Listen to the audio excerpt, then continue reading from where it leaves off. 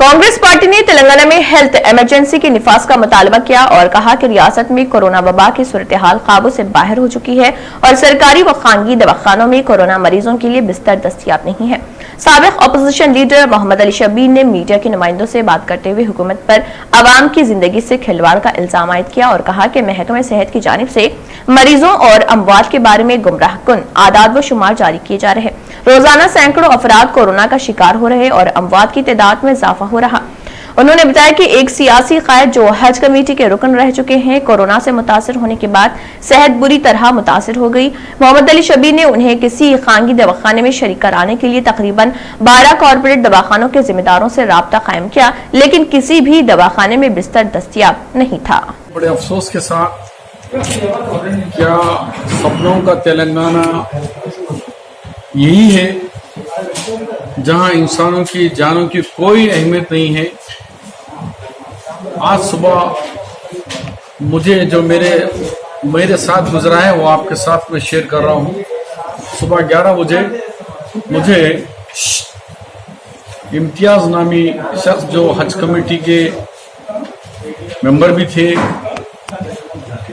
और एक बड़े लीडर भी है, उनके बच्चे और भाई फोन करके हमें बताया कि सांस की ऑक्सीजन की कमी की वजह से पेशेंट क्रिटिकल में है, उन्हें जल्द से जल्द कोई ना कोई बड़े दवाखाने में शरीक कराइए।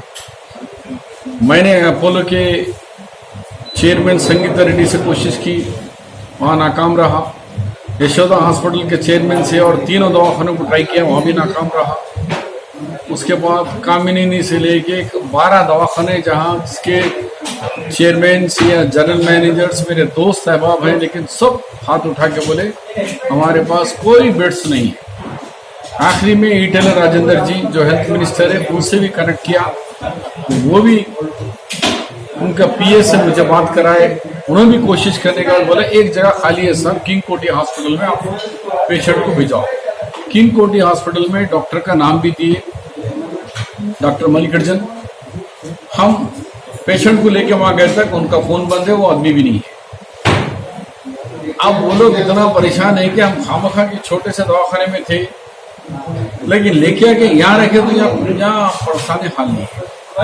2 घंटे के बाद मैंने उनके पीए और मैं दोनों मुसलसल से सर्च करने के बाद उनका पीए वो डॉक्टर मिलके बोल रहा कि भाई कि मैं कुछ काम से अटक गया था, लेकिन मैं किसी को रख के आया था। बोला कोई आदमी नहीं है वो।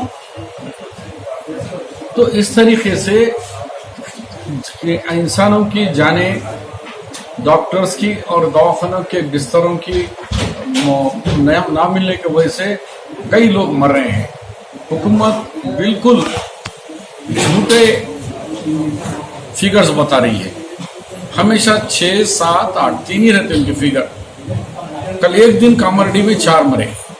गवर्नमेंट हॉस्पिटल में विजया और लक्ष्मी 2 खवातीन।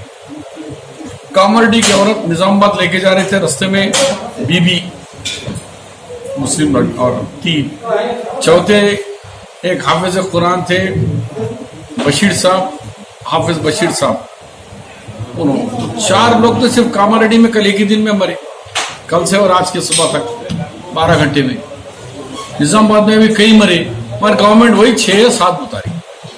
हमारे हिसाब से रोजाना 25 से 30 लोग मर रहे हैं ये सरकारी दवाखानों में, अभी प्राइवेट छोड़ के। तो मैं चाह रहा हूँ कि गवर्नमेंट फौरी हेल्थ इमरजेंसी डिक्लेयर करे, हेल्थ इमरजेंसी डिक्लेयर करे और हर दवाखाने में बिस्तरों का मुहैया करे, वेंटिलेटर मुहैया करे, ऑक्सीजन मुहैया करे और इन तेलंगाना के लोगों के जानों को बचाए। ये काम चीफ मिनिस्टर का है, हुकूमत का है। मगर अफसोस ये हुकूमत जानों की और दवाखाना पे नहीं सोच रही। लिखकर इनकम, शराब की इनकम कैसे बढ़ाएंगे, स्टेट की गवर्नमेंट की इनकम को बढ़ाने के ऊपर रिव्यू चल रही है, लेकिन दवाखानों के ऊपर रिव्यू नहीं चल रहा। आप बताइए, एक तरफ एग्जाम कैंसिल कर रहे, ठीक है, लेकिन दूसरी तरफ वरंगल और खम्भम के इलेक्शन लगा रहे। ये क्या है यानी इंसानों की अहमियत कुछ नहीं। जैसे सागर में चीफ मिनिस्टर ने कहा था कि कुत्ते हैं तुम लोग, तो इंसानों को नहीं कुत्तों के साथ ट्रीट कर रहे चीफ मिनिस्टर साहब, कुत्तों के साथ देख रहे हैं। इसीलिए कांग्रेस पार्टी डिमांड कर रही है कि आप फौरी हेल्थ इमरजेंसी डिक्लेयर कराओ और तमाम एक्स्ट्रा बेड्स लगाओ, अजला में भी लगाओ और स्टेट में भी लगाओ, वेंटिलेटर का इंतजाम करो, ऑक्सीजन का इंतजाम करो, नए एक्स्ट्रा बेडों का इंतजाम करो। ये हमारा कांग्रेस पार्टी का डिमांड है।